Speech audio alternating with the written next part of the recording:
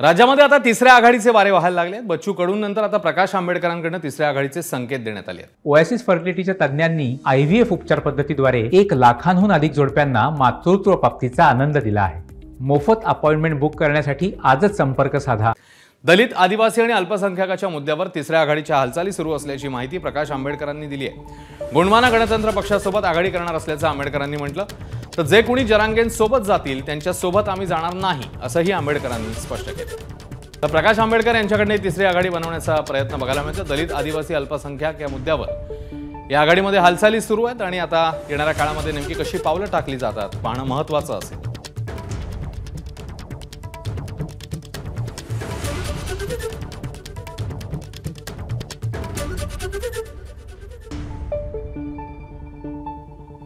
तर वंचितकडून तिसऱ्या आघाडीचे प्रयत्न सुरू झालेले आहेत। या आघाडीला एक नाव घेतलं जाईल की आता आदिवासींचे असणारा आम्ही आहे, त्याच्यानंतर असणारं मी जसं म्हटलं की OBCचा असणारा फ्रंट आम्ही असणारं केलेला आहे।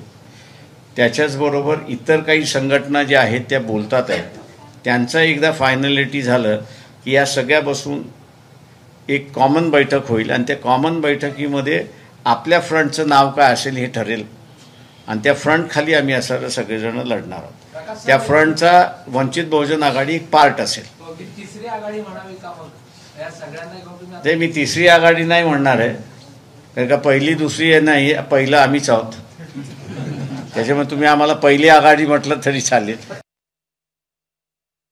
राजकारणामध्ये बच्चू कडू असतील किंवा राज्य असतील किंवा आणखी हे सगळे जे मंडळी आहेत ते तिसऱ्या आघाडीची एक नोट बांधतायत, तर तुम्ही त्यांच्याबरोबर काय जाल? त्यांच्याशी काय चर्चा झाली? काही पक्षांची चर्चा झाली आहे की ज्यांची नावं मी काही आणत नाही आहे, पण एवढं निश्चित आहे की जे जरांगे पाटील यांच्याबरोबर जातील त्यांच्याबरोबर आम्ही जाऊ शकत नाही, अशी परिस्थिती आहे। ABP माझा, उघडा डोळे बघा नीट।